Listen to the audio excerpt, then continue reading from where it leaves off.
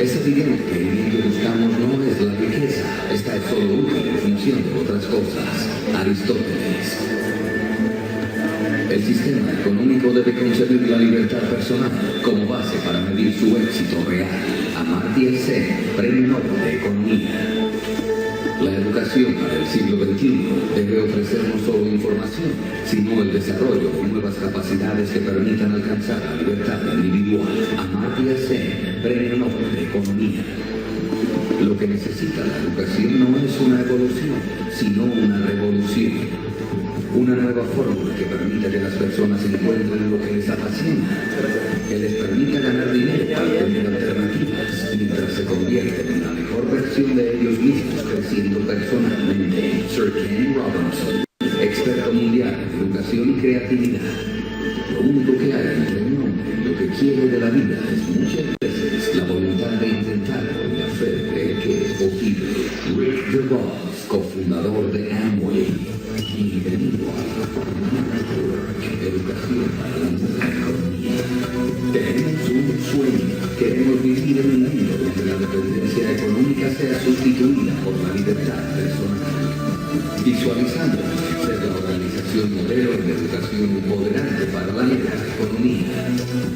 Creemos en el liderazgo para la felicidad y liderazgo para el desarrollo humano. Liderazgo para la libertad personal. Creemos en una educación continua, humanista y coherente. Continua porque los seres humanos aprendemos durante toda la vida. Humanista porque el objetivo importante es la plenitud humana. Nos esforzamos en generar nuevas capacidades, autonomía y liderazgo personal. Coherente porque contamos con los mejores líderes en nuestro campo con resultados tangibles para empoderar a otros.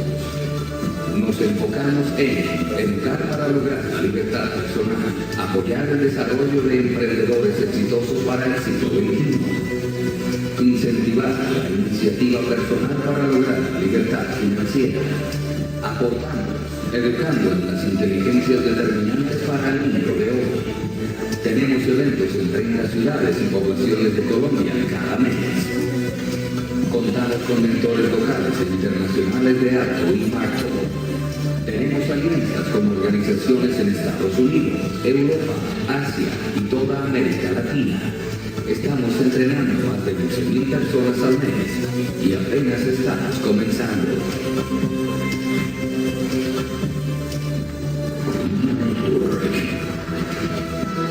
Hacemos network marketing para el siglo XXI. Educación para la nueva economía. Visite www.network.com.co. Somos miembros de Alianza Global. Muy buenos días, bienvenidos a su seminario de enero. Ahora los invitamos a ponerse de pie para entonar las notas del himno nacional.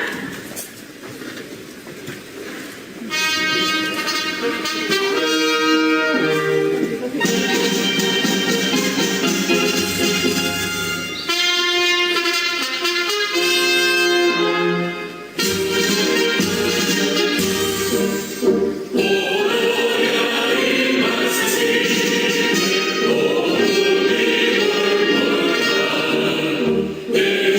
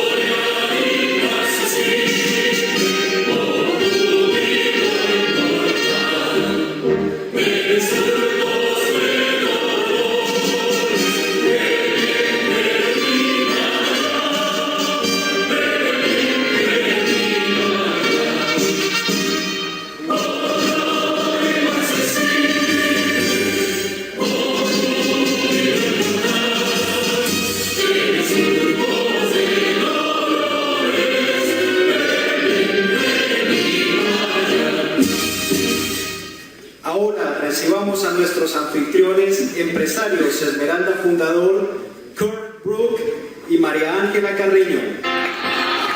Muy buenos días. Buenos días, Cali. Bienvenidos a nuestro seminario.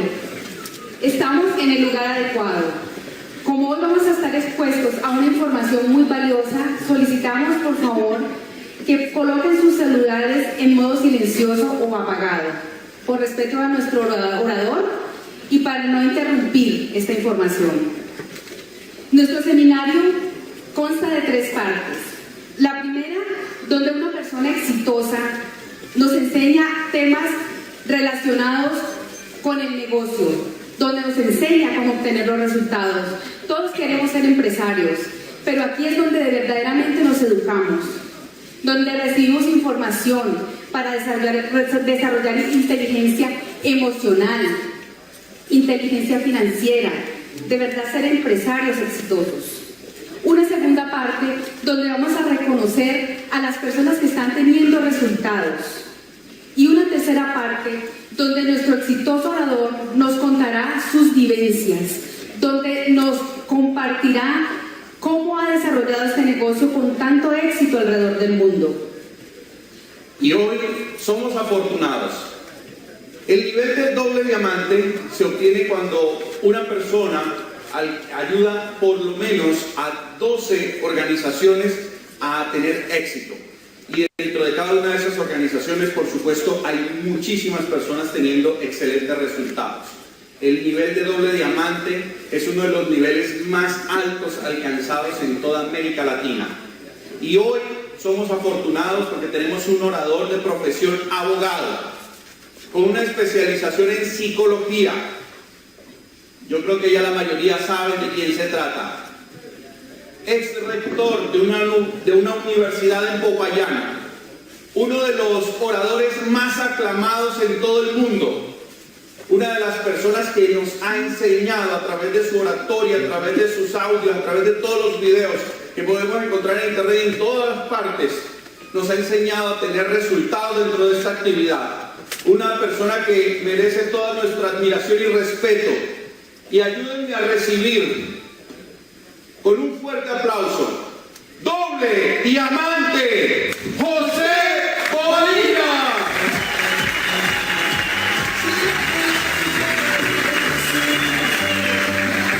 Buenos días.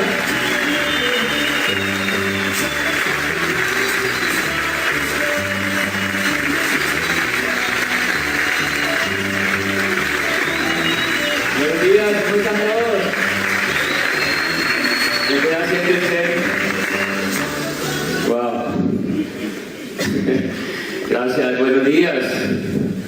Estoy pues muy feliz de estar aquí porque paradójicamente desde que empezamos el negocio que ustedes van a ver hoy o que van a entender más hoy, es la primera vez que damos un seminario en Cali.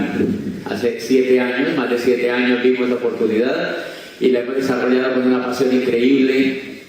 Ha sido para los invitados que están aquí nuevos, los nuevos. ¿Quiénes son nuevos que nunca han venido a un seminario? Ok, quiero iniciar diciéndoles a los nuevos. Yo era rector de una universidad privada en Popayán, quería ser empresario, quería tener prosperidad, quería vivir en Colombia, quería ser feliz en Colombia. Amo este país, mi país, el mejor país del mundo. Y yo quería vivir aquí, pero ya me quería ir para otro lado porque creía que aquí no había oportunidades. Y alguien me presentó esta oportunidad de negocio, me contó de cómo la economía estaba cambiando y de cómo yo podía ver una oportunidad para ser empresario. Yo vi la oportunidad hace más de 7 años y es un poquito para los invitados, para los nuevos, para que puedan darse estas 3 horas que vamos a durar en el seminario, para que se concentren, para que estén tranquilos, para que abran la mente y para que pongan lo más positivo que ustedes tienen en sus vidas en torno a oír la información que yo les voy a traer. En mi sentir, se lo digo de todo corazón, la oportunidad que yo vi hace 7 años, un día vine como tú a un seminario de estos, me senté allí y Ese día no entendí mucho, vi un poco gente emocionada, exageradamente emocionada, y yo vine como cualquiera de ustedes, me senté allí justo en esta universidad, y para hacerles cortico el cuento, pues ha sido, después de haber nacido, la oportunidad más importante que yo he tenido en la vida, después de haber nacido. Nada más ha superado la oportunidad de hacer este negocio. O sea que tranquilos, es para ustedes la información, para muchos de ustedes va a ser importante para sus vidas, si ustedes logran capturar algunos de los elementos que yo les voy a contar en esta mañana. Muy bien, vamos a arrancar. La conferencia que a ustedes les han invitado a que escuchen se llama ¿Cómo la educación mantuvo la era industrial y cómo la economía que estamos viviendo hoy en día requiere otro tipo de educación? Sobre eso vamos a hablar en esa primera parte. Vamos a hablar sobre eso en esa primera parte, porque creo que lo más importante que nosotros, las sociedades a través de la historia, no son conscientes, la masa a través de la historia, y cuando hablo de la masa, hablo del gran conjunto poblacional, casi nunca ha sido consciente del papel que cumple la educación como transformador de la cultura, nunca ha sido consciente de cómo la educación logra transformar el mundo, de cómo la educación logra transformar los seres humanos y de cómo la educación ha sido un motor siempre incalculable en el desarrollo de las sociedades antiguas y modernas. Siempre la educación ha tenido un papel determinante. Y es más o menos, y hoy vamos a hablar de cómo la gente, no importa que hayan vivido en la antigua Mesopotamia, no importa que hayan vivido en el Egipto antiguo, no importa que hayan vivido en cualquier sociedad prehistórica, histórica o moderna o medieval, siempre los seres humanos han usado un vehículo para extraer dinero para poder vivir, siempre. Durante todas las etapas del desarrollo de la civilidad hemos usado un vehículo para extraer dinero de la economía. Siempre hemos usado vehículos, la gente siempre ha usado vehículos para extraer dinero, y eso, la educación ha jugado un papel determinante en ese tipo de vehículos, y hoy vamos a hablar de elementos importantes y nos vamos a hacer cuestionamientos poderosos sobre ese esquema. Entonces vamos a iniciar pensando, por ejemplo, que cuando la mujer inventa la primera era que se conoce en la economía, que es la era agrícola, la inventora de la era agrícola es la mujer. Cuando el hombre sale a cazar, recuerden que al inicio de lo que se conoce como la civilización humana, el hombre sale a cazar.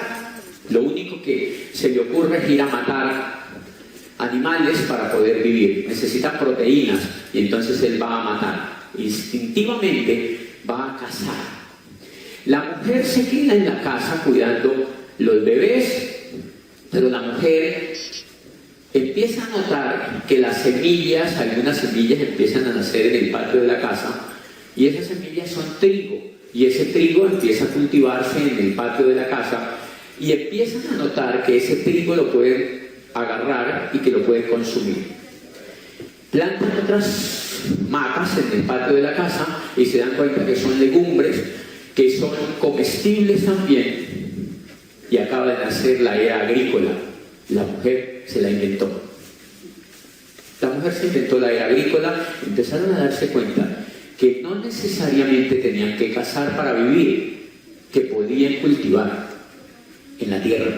Y empieza la tierra a agarrar un valor impresionante, y entonces el hombre pasó de ser nómada a ser sedentario.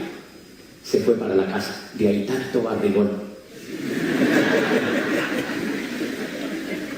El hombre dijo, pero yo no me vuelvo a casar. Porque se dio cuenta que la mujer ahora ya no necesitaba tanto del hombre. Si el hombre no llevaba el ave, o si no llevaba el animal que había cazado, ya no importaba, porque la mujer podía vivir con la granja que tenía en la casa.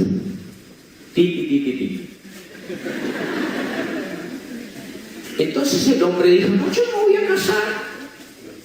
Los hombres tendemos a ser perezosos. Entonces digan, no, yo me voy a casar. En ese tiempo pues no había plasmas ni nada, pero se va el hombre a la casa, obviamente, y se queda con sus hijos y su mujer y empiezan a vivir de la agricultura y empiezan a pelearse la tierra. La tierra empieza a agarrar un valor incalculable y entonces la agricultura es el elemento con el cual la gente vive. Pregunta: en ese momento, si la tierra es lo que tiene valor, la gente tiene que ser educada ¿para qué? Para cultivar y obtener la tierra. Sería lo lógico. Si la tierra es el elemento que tiene valor y la agricultura es lo que provee a la gente de vida, pues la gente tendrá que ser educada para obtener tierra. Pues no fue así. ¿Quiénes eran los dueños de la tierra? El elemento educativo de aquella era agrícola lo manejó dos aspectos: la religión y la política. La religión le hizo creer a la gente que la tierra estaba reservada para los nobles y para los clérigos. ¿Se acuerdan? Solamente los clérigos y los nobles podían obtener la tierra. La tierra era de los clérigos, porque le hicieron creer a la gente que Dios le hablaba de noche a los clérigos y los clérigos le hablaban de día a los reyes, y el resto que trabajen. ¿Qué hacía el resto de la población? El resto de la población tenía que ser esclava o vasalla de los señores feudales, que eran los dueños de la tierra. Entonces, por ejemplo, una institución tan importante como fue la Iglesia Católica fue dueña del 20% de la superficie total de Europa. Atérrense de eso, del 20% de la superficie total de Europa, de la tierra, de Ravenna y de todo el centro de Italia. O sea, la tierra era increíble. ¿Cómo la conquistaron? A bala. Los reyes armaban un ejército privado, los príncipes de Florencia, los Médicis y los Sforza armaban ejércitos privados y conquistaban la tierra, cultura. Ese era el valor de la época. El resto de la población trabajando para otros, porque no poseían tierra. La educación no existía para la masa poblacional. La educación estaba reservada a los nobles y a los clérigos. Y entonces fíjense que una de las historias más lindas que encontramos de educación, que a mí me encanta, claro, los nobles eran los únicos que eran educados. ¿Quiénes? Los hijos de los príncipes, los hijos de los reyes y los hijos de los clérigos. No, ellos no tenían hijos. Eran los hijos de los príncipes y los hijos de los reyes eran educados. De manera que Filipo, que era el rey de Macedonia, tiene un hijo chiquito, está chiquito todavía, 6 años, y se llama Alejandro. Entonces Filipo lleva a su pequeño Alejandro a que lo eduque Aristóteles. Hace una llamada a Atenas. Por celular. Aristóteles, quiero que seas el maestro de mi hijo, mi pequeño Alejandro. Y Aristóteles va y educa al pequeño Alejandro de manera personal y le enseña la geografía de la época, le muestra el mapa mundi de la época y le dice: mira, tu padre ha conquistado este pedazo y Macedonia es un estado chiquito. ¿Qué tal si tú, que vas a ser el rey de Macedonia, conquistas el resto? Todo puede ser para ti. Es solamente montarte en un caballo, armar un ejército y agarrar a bala a todo el mundo. Y el pequeño Alejandro, que era como mi sobrino, dijo: ¿en serio? Jugando muñequitos, ¿yo puedo hacer eso? Aristóteles estaba dañándole el coco a un niño de 6 años que se llamaba Alejandro y que se convirtió en Alejandro Magno. Alejandro Magno, por aquellos días, Alejandro cumplió 14 años y apareció Filipo muerto, su padre. No se sabe si fue el mismo que lo mató o alguien lo envenenó, pero Filipo, el rey de Macedonia, amaneció muerto y entonces Alejandro asumió el trono. Muy jovencito, se subió en su caballo, organizó un ejército, lo consideraban Dios viviente, era apuesto, era absolutamente apoteósico en carisma, organizó un ejército y conquistó lo que ustedes no se imaginan. Amplió el territorio de Macedonia por el Asia conocida, entraron a Egipto y conquistaron lo que ningún rey había podido conquistar. Hicieron de Macedonia el imperio más impresionante. De hecho, cuando muere Alejandro, ustedes recuerdan que cuando muere Alejandro Magno se dicen tantas leyendas que se han armado que lo sepultan en un cofre de oro y duraron 2 meses en una procesión por Asia, miles y miles de caballos blancos con ejércitos llevando el cadáver y parando de pueblo en pueblo, de ciudad en ciudad, adorando a Alejandro Magno como el dios que había muerto a los 33 años. Una cosa apoteósica que me emociona. ¿Qué estaban conquistando? La tierra. Un acto educativo. Aristóteles educa a Alejandro Magno. ¿La población se podría educar así? No. ¿Quién educa a Alejandro Magno? Un filósofo que se llama Aristóteles, que era el maestro de Platón y era uno de los hombres más importantes en la Atenas del siglo de oro de Pericles, o sea, era alguien filósofo importante. Un acto educativo. Ese acto educativo que le hacen al pequeño Alejandro transformó el mundo antiguo. La educación es muy poderosa. Dáñale el coco a un niño y tente de la silla. Educa a un niño para que no piense y manténlo durante 50 años. Todo es educación. Ese niño fue educado para transformar el mundo, no importa que hubiera sido rey, porque después otros transformaron el mundo con otro acto educativo. Caído el Imperio Romano, el mundo entra en la Edad Media, en lo que llamamos la Edad Media. Prohibido leer, prohibido escribir y prohibido pensar. Los manuscritos están reservados solamente a los clérigos y a los nobles. La tierra sigue siendo el poder más impresionante en la época medieval. Educación no existe. Y hay un hombre en Italia, en el siglo XV, finales del siglo XV, que se llama Vicenzo. Le encanta la música. La música de la Edad Media se regía por las leyes de Pitágoras, por las leyes matemáticas de Pitágoras, y Pitágoras decía que la música era inalterable. Por eso la música medieval es como rarita, o sea, es medio aburridora. Porque decían que la música era inalterable. Pitágoras era griego. Y lo único que encontraron de teoría de la música a nivel matemático lo había propuesto Pitágoras. Pero hay un hombre que le gusta la música en Italia, que se llama Vicenzo, y empieza a decir: la música medieval no me gusta. Pitágoras debe estar equivocado. Entonces agarra unos intestinos de conejo, secos obviamente, de cordero, los templa, les pone las resitas y empieza a probar. Y se da cuenta que las armonías cambian cuando los templa, y cuando los destempla cambia la armonía, y dice: hello, Pitágoras está equivocado. Y aparece el primer científico que es capaz de probar mediante la experimentación, y empieza a cambiar las leyes de la música. Y gracias a que Vicenzo empieza a cambiar las leyes de la música, se enteró de eso Chopin, Schubert, Vivaldi,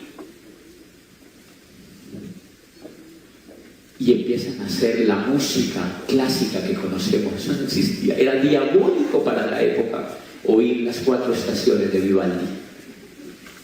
era absolutamente atronante contra el sistema que se compusiera el Ave María de Schubert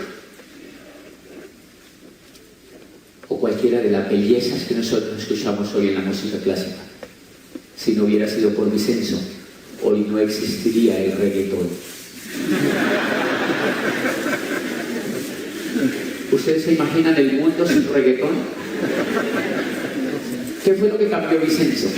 Lo que Vicenzo cambió era que la música servía para usar la creatividad, que el hombre podía transformar la música y que podía cambiar el mundo de la música, porque la música era un alfabeto, como el alfabeto, y podía crear. Adivinen quién era Vicenzo. El apellido de Vicenzo era Vicenzo Galilei, y tuvo un hijo. Vicenzo Galilei se educó él mismo, porque los nobles eran los únicos que se podían educar prácticamente todavía en aquella época. Vicenzo se educó él mismo, se dañó el coco él mismo, usó el coco él mismo, cambió él mismo, propuso él mismo, se reveló él mismo, atacó a Pitágoras él mismo, transformó la teoría pitagórica él mismo, y tenía un hijo chiquito que se llamaba Galileo, y el pequeño Galileo lo veía a su padre. Primer problema, si se puso usted a traer hijos, tiene que ser el triunfador, para que su hijo lo vea. Pero si es un baboso, si no se le ocurre transformar su pequeño mundo, su hijo lo emula también. Si se pusieron a traer hijos, tienen que ser brillantes para que le den el ejemplo a sus hijos, porque sus hijos los están observando. Eso se llama educación. Sus hijos los observan. El pequeño hijo de Vicenzo lo veía rebelde. Y mire lo que pasa con Vicenzo. Manda a Galileo, cuando crece, lo manda al pequeño Galileo. Le gustaba la matemática, pero su padre lo mandó a estudiar medicina. ¿Algo parecido? Vicenzo mandó a su hijo Galileo a estudiar medicina en la Universidad de Pisa, y el pequeño Galileo se aburría allá. ¿Conocen estudiantes que se aburren en las universidades? Galileo se aburría en eso, porque le gustaba la matemática y le gustaba el problema matemático, pero lo mandaron a la Universidad de Pisa y dijo: yo quiero estudiar medicina. Y Vicenzo, siendo un revolucionario como era, quería que su hijo fuera médico, porque eran pobres,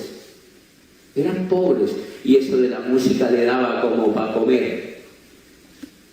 No obstante, se lo científico que los Médicis ya empezaban a admirar, las cortes florentinas empezaban a admirar, no le daba sino para comer. Y entonces Galileo lo puso a estudiar medicina, pero él se volaba de las clases de medicina e iba a las clases de matemática. Y un día se hizo amigo del mejor matemático de las cortes de los Médicis, que daba clases en la Universidad de Pisa. Y Galileo le plantea el siguiente problema. Le dice: yo creo que Aristóteles está equivocado sobre la caída de los cuerpos. Aristóteles era el mismo que había educado a Alejandro Magno, era un gran filósofo, pero parece que en física era medio todopolo, porque había dicho que los cuerpos de diferente tamaño, de diferente peso, cuando eran tirados del espacio, caían a diferente velocidad. Aristóteles, Galileo decía: hello, yo no creo eso. Y se echó encima a los estudiantes más importantes de Pisa y los profesores más importantes, se los echó encima. Y un día Galileo pudo demostrar íntimamente que eso era cierto, y se le ocurrió hacer eso. ¿Quiénes conocen aquí la torre de Pisa, esa que está inclinada? ¿Quiénes han ido a ver esa torre? Yo no entiendo por qué han ido tan poquitos. Es bellísimo. Tienen que ir donde subió Galileo a hacer el siguiente experimento. Galileo subió a la torre de Pisa, que está así súper inclinada, que es súper linda, y subió, llamó a todos los profesores de Pisa y a todos los estudiantes de Pisa que le encantaba la matemática, y les dijo: les voy a demostrar que Aristóteles tiene un problema con la teoría. Soltó 2 bolas de diferente tamaño de plomo y cayeron al mismo tiempo. Y la gente quedó así como están ustedes. Galileo gana reputación como profesor. Se había autoeducado, se había autopulido, era un transformador, era un miserable, era de Padua, pero miserable italiano, nadie creía en él, y estaba transformando el mundo. Acababa de demostrar que Aristóteles estaba equivocado, pero la universidad no aceptaba eso. Todos los profesores vieron y todos los estudiantes vieron. Galileo gana una reputación increíble. Dijo, y ahora me voy con la segunda. Ptolomeo había dicho que la Tierra era el centro del universo. Ptolomeo era egipcio, había trabajado en la Universidad de Alejandría, era griego, era romano, era egipcio, había trabajado en todas esas culturas. Y Ptolomeo había dicho que la Tierra era el centro del universo. Y Galileo dudaba también de eso.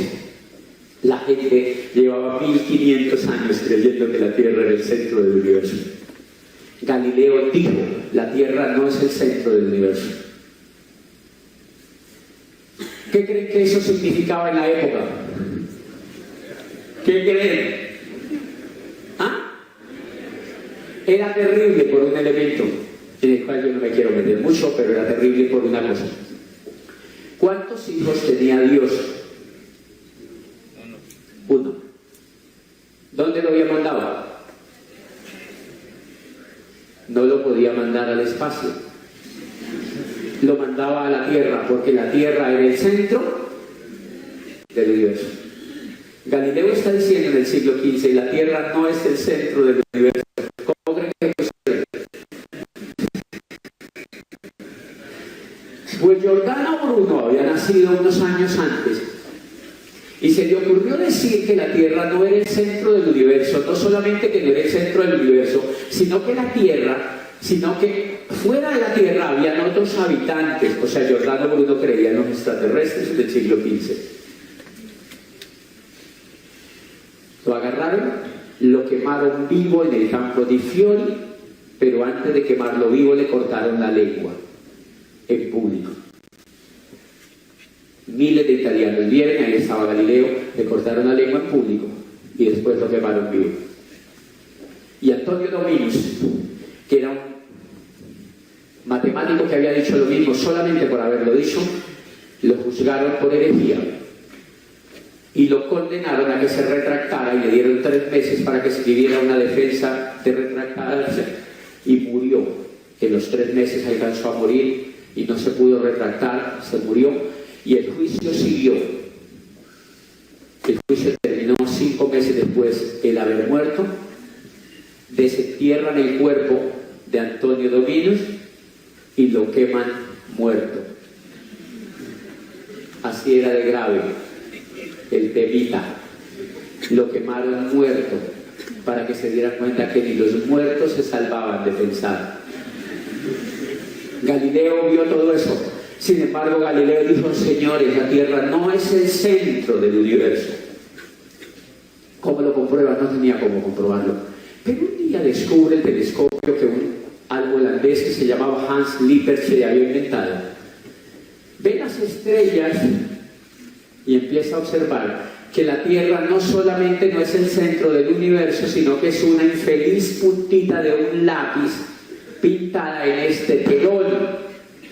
Y que ese telón es la Vía Láctea solamente del universo, y que esta puntita de acá se llama Tierra y que es casi invisible en la Vía Láctea, o sea, es infeliz.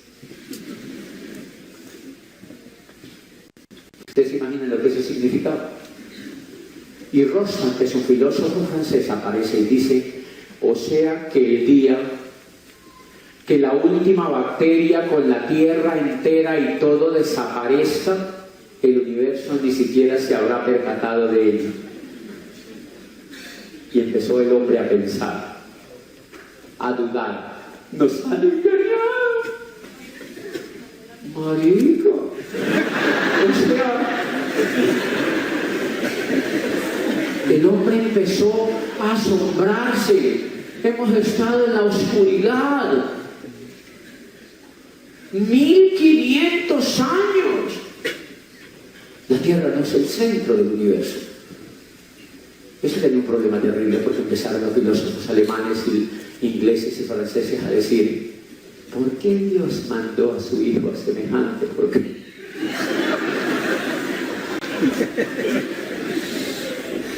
Y la iglesia entró en problemas. Se les acabó el poder porque el hombre pensó. Señores, cuando el hombre piensa, había pensado un solo hombre. ¿Se imagina si todos pensáramos? ¿Se imaginan si todos usáramos el cerebro para resolver problemas pequeños? No les estamos diciendo que transformen el mundo, sino que al menos transformemos el propio mundo. Pues en ese negocio, cuando yo entré, el primer libro que me leí, me dijeron que me leyera un libro que se llama Piense y hágase rico. Y yo decía: oh, piense y hágase rico. Y yo venía trabajando. Por primera vez me leía un libro que se llama Piense y hágase rico. O sea que hasta que yo no me leí ese libro, yo no había usado el coco. Estaba trabajando. Eso es un acto educativo.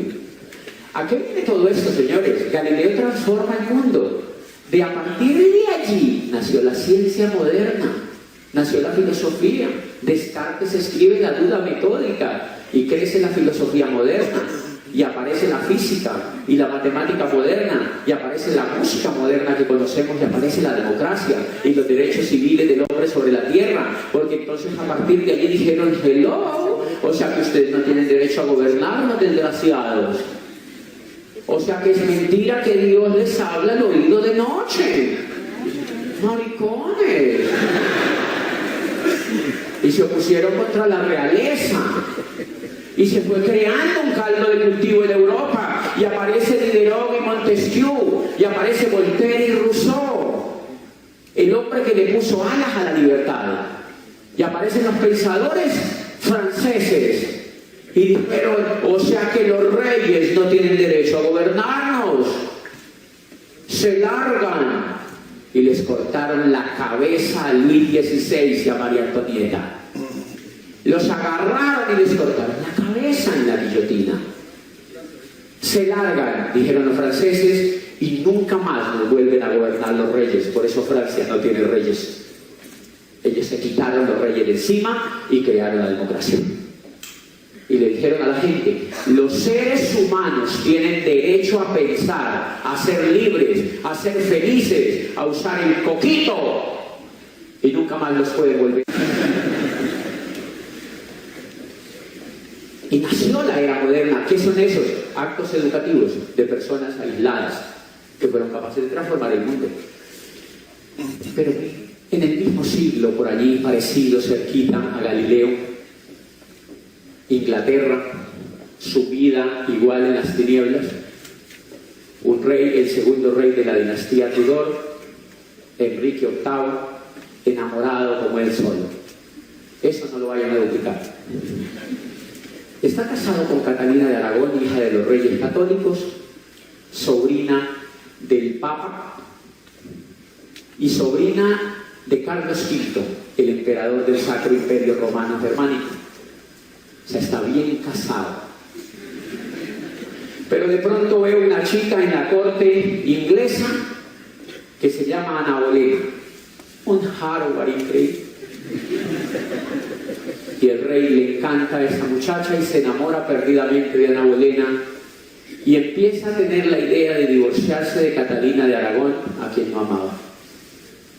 Va a la corte inglesa y la corte le dice: hello. Imagínate a Enrique VIII, siglo XV, XVI, pensando en divorciarse, cuando el hombre aceptó que se podía divorciar en el siglo XX. Al hombre se le ocurrió que se podía divorciar en el siglo XX, jurídicamente. Por eso quiero que admitan el problema.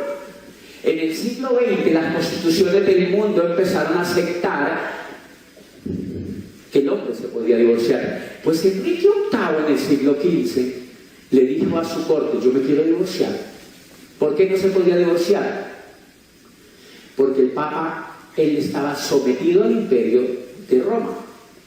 Los reyes estaban sometidos al imperio de Roma y el Papa le dijo: no se puede divorciar, porque lo que Dios une el hombre no lo desune, sobre todo si se trata de mi sobrina.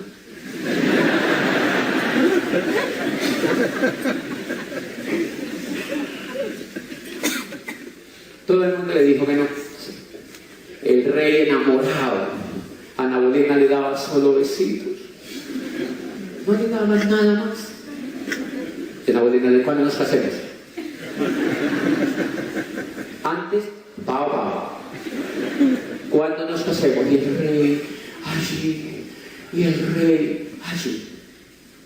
Nadie lo podía divorciar. Los reyes de Europa lo tenían ubicado. Nadie lo podía divorciar.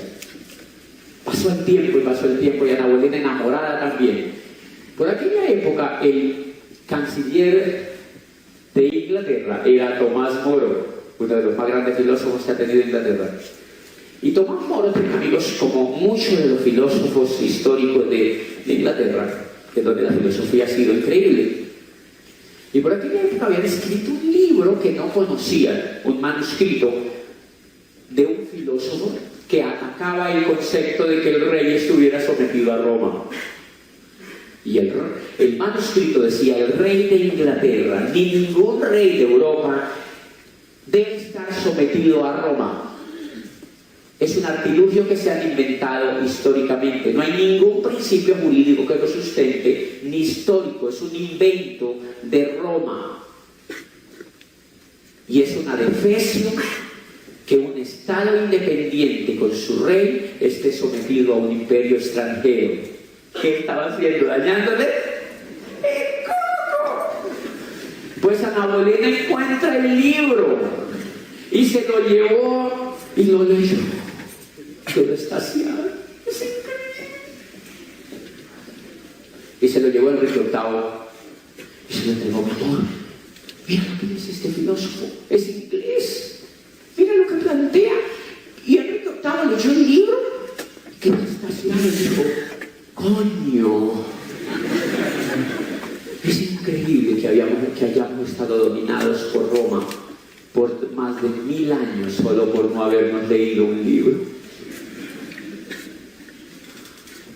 Se le brillaron los ojos, se llenó de emoción, reunió a su corte y le dijo: a partir de hoy Inglaterra se separa de Roma. Siglo XV o XVI. Inglaterra se separa de Roma. Crearé la iglesia de Inglaterra, que será la iglesia anglicana, y yo seré el papa. ¿Y qué?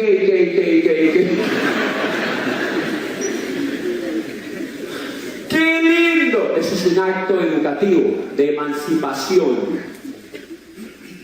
de rebelarse ante los yugos. ¿Cuántos yugos de pronto tú tienes en la vida? Por eso es genial lo que hoy vamos a hablar, porque lo que nosotros hacemos en este negocio es liberarnos de los yugos. A mí me tenían esclavizado una cucha con un contrato.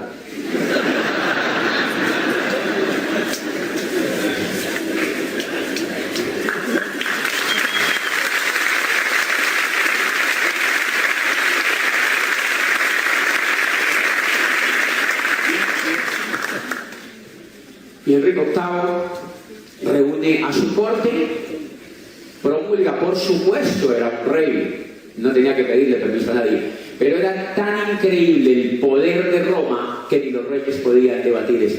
Llevan 1000 años sometidos a eso.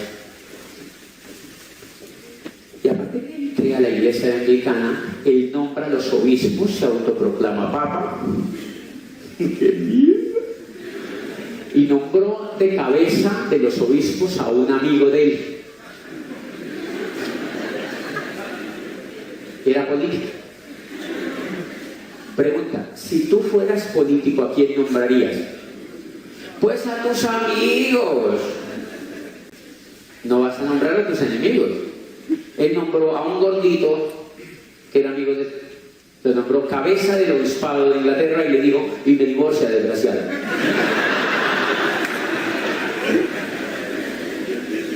Y listo, a los 8 días estaba divorciado de Catalina de Aragón, legalmente, y se casó con Ana Bolena. Fueron felices. Y después tuvo 7 mujeres más. Eso no es duplicable. Eso no es duplicable, desgraciado reyes. A todas las mató.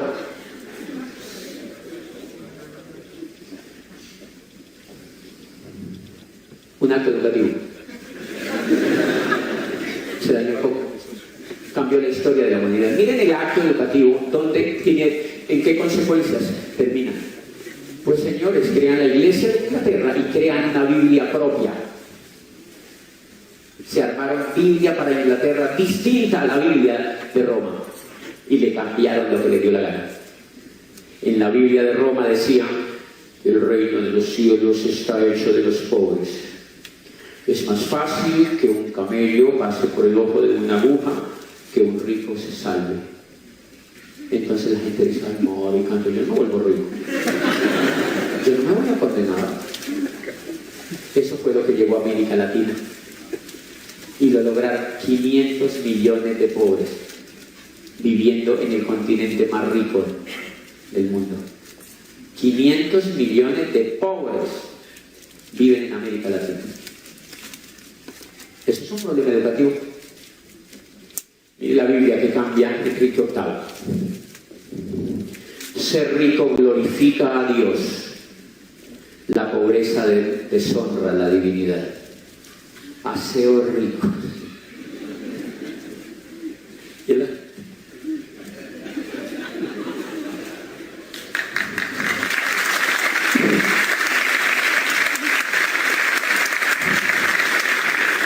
entonces, pues aquella Biblia empieza, recuerden que la Biblia era el único elemento educativo que tenía la sociedad. ¿No había más?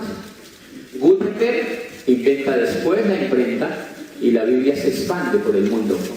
Los ingleses expanden la Biblia de ellos y los católicos la Biblia de ellos. La Biblia inglesa jamás entró a España porque España decomisaba todos los libros que llegaban de otras partes. Solamente aceptaba libros que llegaban de Roma, y por eso quienes nos conquistaron a nosotros fueron los españoles, los que creían en la pobreza. Nos conquistaron los españoles y los españoles nos enseñaron a ser pobres y ladrones. ¿De verdad? Por eso aquí se roban un hueco. Aquí se roban un hueco. Sí, a mí me da tristeza, pero uno ve, es increíble. Hace poquitico uno va, pues con todo lo que he viajado, yo veo en Ámsterdam, en muchos países, sobre todo en Nueva York, veía un proyecto donde la gente alquila bicicletas y las dejan todas allí tiradas en la calle. Yo digo, qué bueno hacer esa prueba en Cali.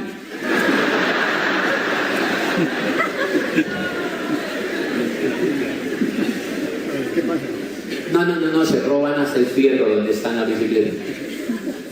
Porque crearon una cultura de pobres y ladrones. Eso es un problema educativo.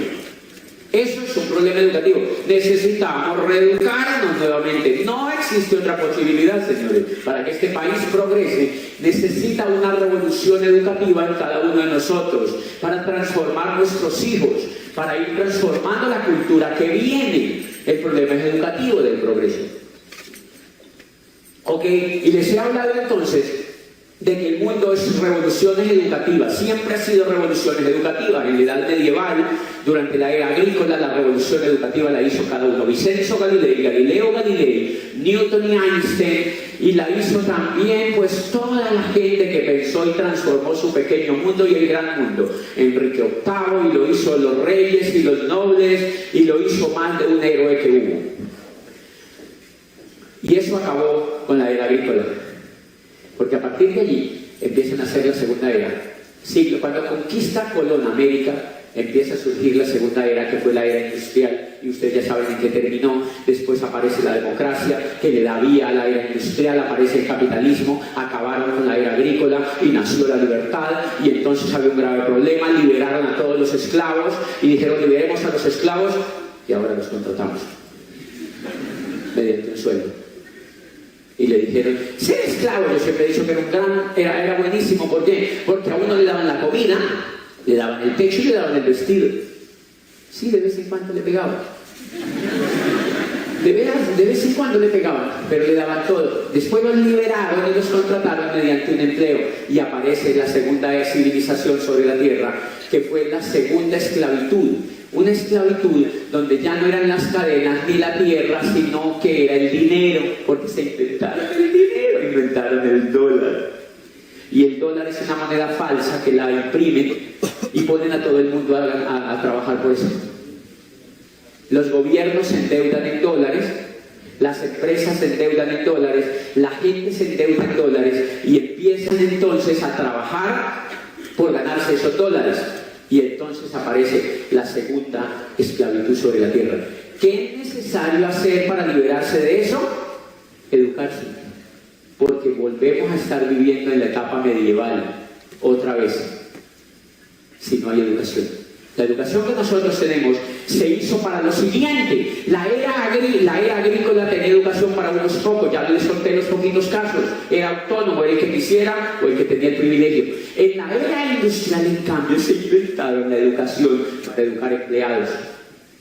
Porque eso era lo que necesitaba la era industrial. Necesitaban educar empleados, entonces el Estado inventó escuelas, inventó colegios, y los privados empezaron a montar negocios de educación y nació la educación tradicional y entonces empezaron a educar a los niños para que usaran un vehículo. En la economía industrial, el vehículo para ganarse el dinero ya no era la tierra, era el empleo.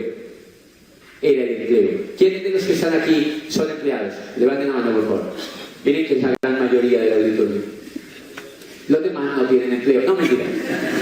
Pero es la gran mayoría del auditorio. En todos los países del mundo donde yo voy, pregunto, ¿qué son empleados? Y la gente, casi todo el mundo. En Atenas, miren que hace poquito estuvimos en Atenas, la gente tirada en las calles, queremos empleo, no hay empleo, como que dice, esclavícenos, por favor. Pidiendo empleo la gente. Millones de personas pidiendo empleos. Porque es el único vehículo que le enseñaron a la gente para explotar la economía industrial. Hay un grupo de ricos que son los dueños de las empresas y el resto lo educaron para que tuviera un empleo. Ahora, eso era bueno cuando había empleo.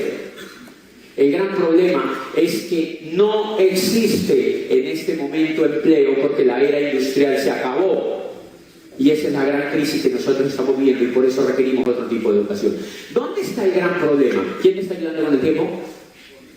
El bombillo. O sea que cuando se ponga rojo y yo no haya acabado, me tengo que bajar. Okay. ¿Alguien me dice la medida de tiempo que me falta? Ay, no, que eso es no. Bueno, miren el gran problema y aquí listo, ahora sí con la charla.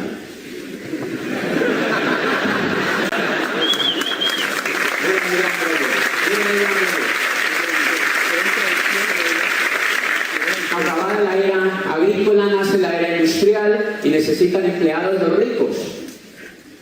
Liberan a los esclavos y ahora necesitan educarlos como empleados. Y por eso crean los colegios y crean los jardines. Algo que critico absolutamente. Eso tiene que cambiar. O sea, tiene que rebelarse. Por favor, no asesoren a sus hijos. En este momento estamos totalmente despistados. Imagínate los hijos asesorados por los papás y los papás no se han dado cuenta que la era industrial ya se acabó. Por eso yo a veces le digo a los muchachitos, hay muchachos en auditorios que van y digo, ¿quiénes en menos de tantos años se levantan? Y digo, no le hagan caso a sus papás. Porque mis papás estamos despistados. Los niños necesitan entender el mundo que están viviendo por ellos mismos hoy en día. Estamos viviendo en una crisis porque a nosotros nos tocó el cambio de era. De la era industrial a la era de la información. Eso no le tocó a nuestros abuelos, ni a nuestros abuelos, nos tocó a nosotros. Y tenemos que saberlo enfrentar. Es lo que estamos haciendo con los niños. Los educamos y es lo que ellos levantan a esos niños calientitos a las 5 de la mañana. Es que todavía lo hacen, yo no sabía. Levantan a los niños calientitos a las 5 de la mañana cuando el corazoncito está palpitando.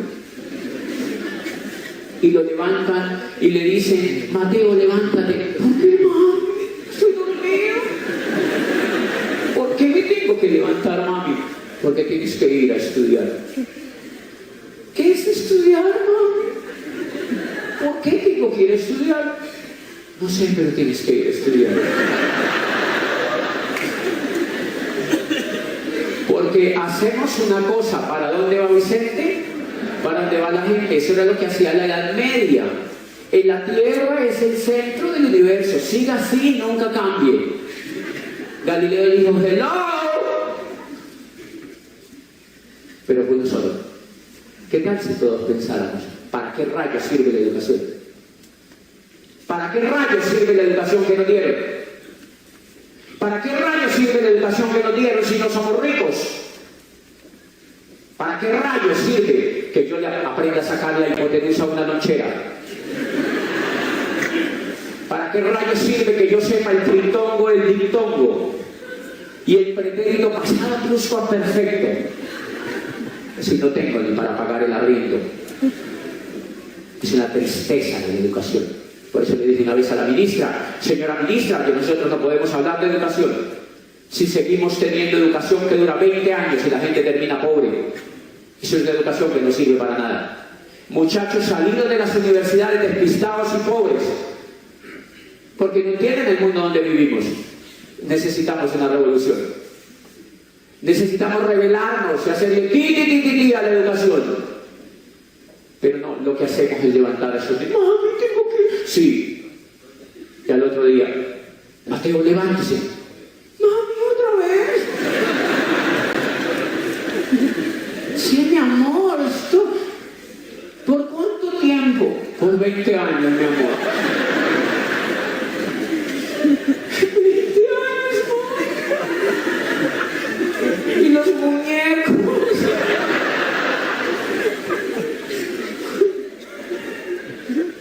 ¿Y cuándo juego, mami?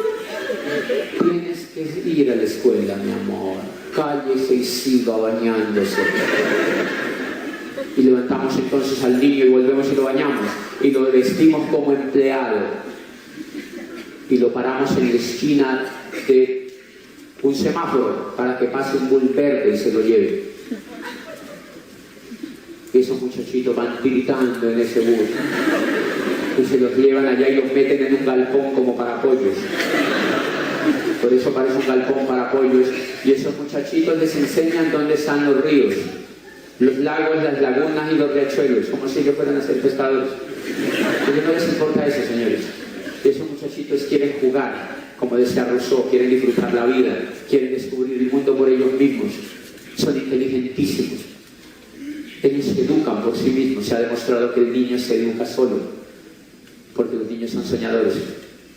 Pero la educación de afuera nos exige que los metamos en esos galpones y les enseña cosas que ellos no necesitan aprender.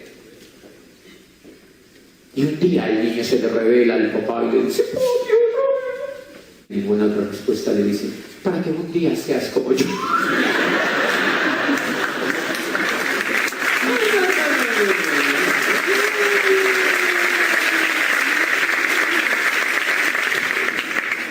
De verdad que los niños son muy respetuosos.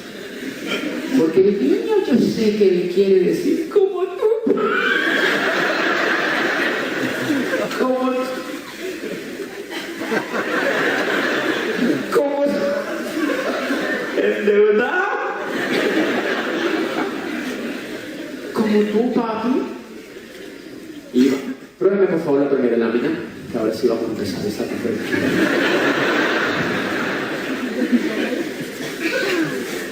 Entrada detectada. Ah, no detectada. O sea, se jodió esto. Pues en economía entonces se trata de vehículos. Yo no tenía ni idea que la economía necesita vehículos para trabajar. La tierra en la era agrícola, el dinero en la era industrial. Señores, si el dinero era el necesario en la era industrial, ¿qué tenía que habernos enseñado en la era industrial? A ganar dinero, no a trabajar. Pero la educación nos enseñó a trabajar, no a ganar dinero. Por eso es que aprendemos a trabajar, pero no sabemos ganar dinero. Hello.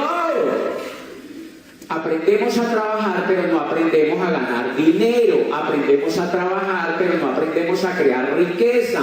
Entonces el gran problema de la era industrial, que no es problema para la era industrial, sino para nosotros, es que nos enseñaron a trabajar. Y el vehículo de la gran mayoría fue tener un empleo. Mire cómo lo termina. El empleo es un vehículo que se llama una bicicleta. Es una bicicleta, anda muy lento. Yo no digo que sea un mal vehículo, lo que pasa es que anda muy lento. Anda muy lento. Y por eso es que la gente tiene que trabajar 70 años para ganarse el 70% de lo que le pagaban cuando era empleado. Y es increíble que no nos revelemos. ¿Cómo es posible que uno le entregue toda la vida a un puesto y que después le paguen el 70% de lo que le pagaban? Y uno dice, no, así es la vida. ¿Y para eso te educaste? Pues yo entiendo a la gente porque yo era abogado, psicólogo con posgrados y yo no me revelaba. No me revelaba. Y entonces es linda la imagen. Entonces yo no me revelaba. Eso es culpa de Pablo. Entonces yo no me revelaba, mire, yo no me revelaba y estaba así en blanco. Yo estaba listo para terminar 70 años pedaleando una bicicleta. ¿Conocen gente que esté pedaleando una bicicleta? Todos los días. Dándole a esa bicicleta. El modelo está hecho para que usted nunca le alcance el dinero. Está hecho para que usted se gane el dinero y se lo gaste en los negocios de los ricos. Lo educan mediante la televisión para que a usted nunca le sobre un peso. Por eso ustedes conocen gente que nunca les sobra un peso, sino que les falta dinero cada mes. Porque así está hecho el modelo. Es muy difícil que un empleado genere riqueza, por eso, porque es un modelo. La educación está hecha para sostener ese modelo. Así como la educación medieval decía que la tierra solamente era privilegio de los clérigos y de los nobles. Acá no se lo pueden decir porque usted le dice hello, pero se lo dicen de manera indirecta. Lo educan para que usted nunca se pille eso. Y hay gente que se escapa de ese problema y dice, no, yo me voy a montar empresa. Hay muchachos brillantes en estas universidades que dicen, yo no voy a montar empresa. Yo quiero montar empresa, yo también quería montar empresa, yo sé que quiero ser empresario. Yo no quiero pasarme aquí detrás de esta cucha que me renueve el contrato. Yo quiero montar empresa, Pero no tenemos información. Montamos empresa. La empresa que montamos en la era industrial es un modelo donde hay 10 millonarios, multimillonarios, y el resto trabaja como empleado. Tú no les puedes competir, porque es un sistema. Así como no le podías competir a los reyes, ni a los nobles, ni a los clérigos. Tú no podías competir, te quemaban. Ahora no te queman, te quiebran. Tú no le puedes competir al grupo Walmart, compítele a Carrefour. Ellos cuando te ven te dicen, ¿te quebramos o te compramos? No pretendo. No puedes competir. Pero estos muchachos de las universidades educados por profesores que no conocen la economía vigente, que están desuetos en información, que han sido educados por el mismo instrumento del sistema para mantener el mismo sistema, instan a los muchachos a montar empresas en la era industrial. ¿Qué son? Droguerías, carnicerías, pizzerías, supermercados, minimercados, todos los guías, ferreterías, los IAS. Eso es otro vehículo, pero de este tipo. Es una bicicleta también, pero con una diferencia.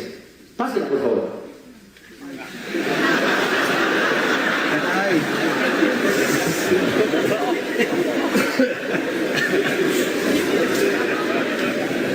Es otro vehículo. Estos muchachos no pueden competir y montan estos negocios, el negocio propio, que usted llama ya, pero yo soy empresario. ¿Qué negocio tiene? Un negocio tal. Eso no se llama empresa, eso es un chuzo. Porque lo chuza la DIAN, lo chuza Industria y Comercio, lo chuzan los empleados, lo chuza la competencia, lo chuzan los chinos, lo chuzan, por eso es un chuzo. Y usted, no es por lo que ustedes se imaginen, es porque es una bicicleta en la cual usted ni siquiera se puede sentar, porque tiene que pedalear parado, porque primero tiene que pagar proveedores, empleados. ¿Conocen aquí gente que tenga negocios propios? Yo no sé si estoy equivocado. No, si acaso les queda un peso, para ellos es un milagro. Y viven toda la vida. A los 70 años logran consolidar el modelo y entonces los hijos vienen y lo quiebran. entonces no hay riqueza, porque no entienden que están en un modelo donde no pueden prosperar, señores. O vaya, compítale a Sarmiento Angulo con un banco. Es un sistema, señores, es un sistema hecho, que no es democrático. No es democrático, señores, y es un problema que nosotros no entendemos. Entonces ocurre, deme la otra, por favor. Entonces ocurren cosas como estas. Eso me pasaba a mí. Trabajando todo el día, y me faltaba dinero. Y uno termina preso de esa cosa. ¿Conocen gente presa de eso? Quizá íntimamente. Es un sistema, señores, hay que liberarnos de ese sistema. Tenemos que pensar y aprender otra cosa y cambiar y hacerle a ese sistema.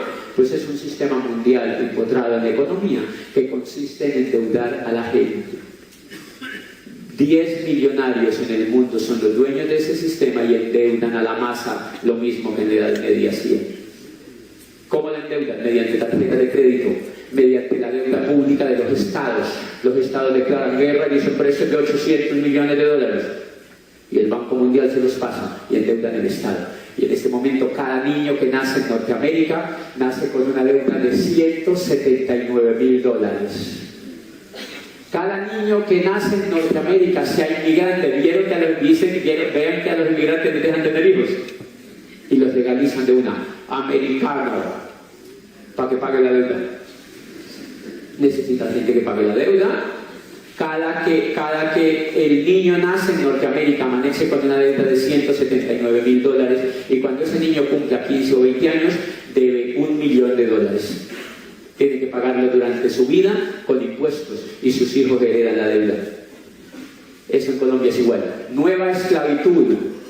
Por eso ese tipo de educación no hace que la gente piense. Por eso en las universidades no enseñan a la gente a pensar, porque ese no es el modelo, porque pensar es sospechoso, pensar es difícil, pensar se necesita ser filósofo, cuestionar como cuestionaba Galileo, se necesita coco. Y para el sistema no es bueno que los muchachos piensen. ¿Usted se imagina un cajero de la vivienda que piense? ¿Usted se imagina un cajero de un banco que diga, yo me pongo? ¿Usted se imagina un gerente de un banco que cuestione eso? Los bancos prestan dinero sin tenerlo. Es un número que ponen en una pantalla y te ponen a pagar el crédito durante 20 años. Ellos no tienen el dinero. Entre más brutita la gente sea mejor, porque trabajan, el dinero no existe. El dinero lo crean los bancos de la nada y nos ponen a trabajar, a pagar una cosa que no existe. Necesitamos una revolución. Necesitamos aprender. El problema no es que exista ese modelo. El problema es que nosotros aprendamos a ganarnos el dinero que ellos sacan. Sacan 3 trillones de dólares. El problema no es que sean falsos. El problema es que ellos no lo se ganan. Entonces en ese negocio una de las cosas que yo aprendí fue a ganar dinero. Que sigan sacando dinero falso, yo me lo gano. Entonces yo hablo en el exterior y me pagan $9.000 por hablar. Antes me invitaban al Bordo y a Timbío a hablar. Ahora hablo en Nueva York, en Lisboa, en Madrid, en Los Ángeles, en Roma, en Milán y me pagan $9.000 por hablar. ¿Qué es falso? A mí que me importa.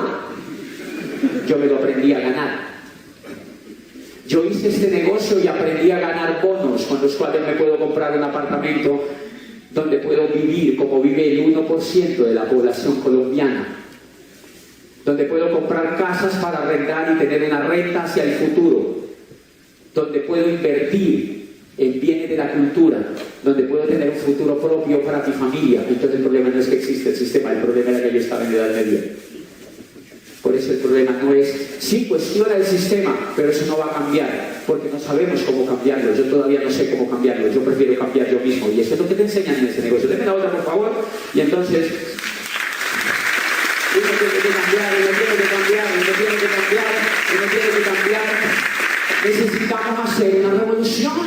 Necesitamos hacer una revolución. Y entonces esa revolución aparece cuando uno se empieza a educar en este negocio. Yo no tenía ni idea yo no tenía ni idea de todo esto que estaba pasando y lo aprendí gracias a este negocio. Ustedes son afortunados por ser invitados a este negocio, porque este negocio tiene un programa educativo absolutamente revolucionario.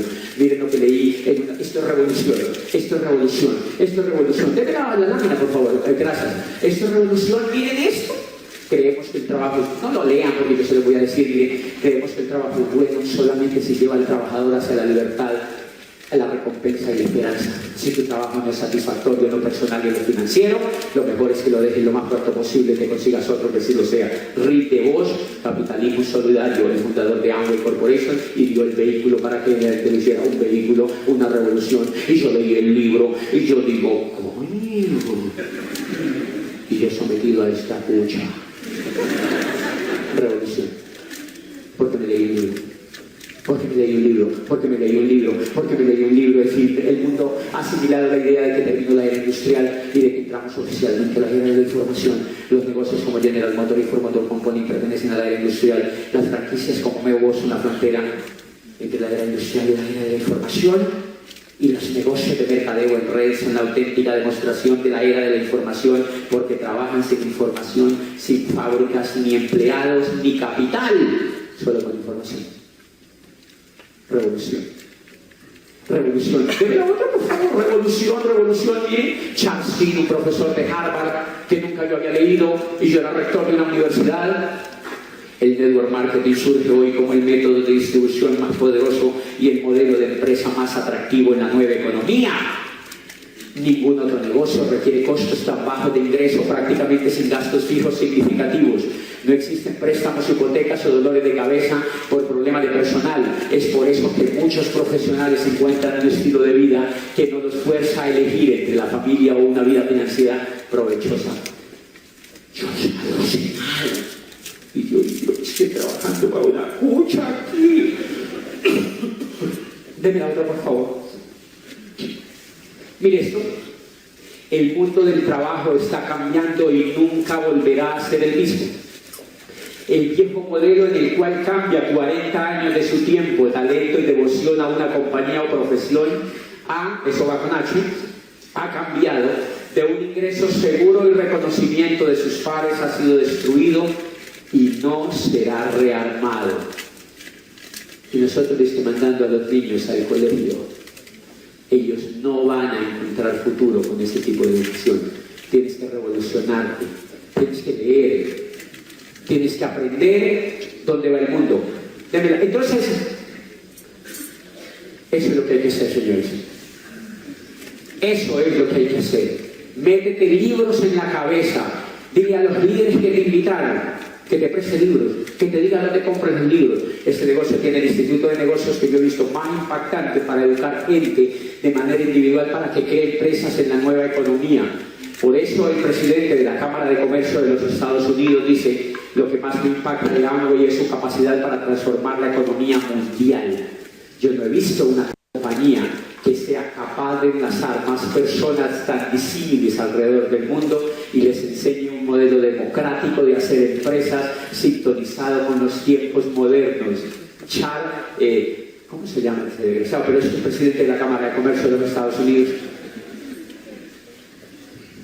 Y entonces empecé a hacer gimnasia en el coco, a leer libros, y a los 6 meses de estar en esto, yo me fui de la universidad donde era rector y les dije, claro que ya me iban a echar. Y empecé a crear una empresa propia, un negocio propio, anclado en la nueva economía, que tenía como promesa la libertad, que estaba basado en el éxito de los demás, que estaba basado en la inteligencia emocional. Y yo me empecé a emocionar, y yo leía libros de Nuevo Imperio de Libertad, en Escuela de Negocios. Ahora es el momento de entrar. Es el modelo más democrático que existe en el mundo para generar riqueza. Está basado en gente que le gusta ayudar a los demás. ¿Cómo no ganar amigos? Tú tienes que cambiar por dentro, tienes que ser emocionalmente inteligente. Y por favor, no critiques, nunca juzgues ni condenes. O sea, quédate sin oficio. Y empiezo a leer libros y yo empiezo a ver un negocio increíble, un negocio fantástico, y entonces me emociono y yo voy a contarle a mis amigos, pero yo voy con mi mundo que he transformado en mi mente, pero mis amigos no han visto ese mundo. Y cuando entonces yo voy y le cuento el negocio médico, yo voy emocionado porque yo veo el mundo que me han dado los libros y la emoción que me han dado los libros, como cuando Galileo vio que la Tierra no era el centro del universo a través del telescopio de Hans Lippershey. Yo estoy viendo eso, pero mire lo que ve el médico cuando yo le cuento el negocio.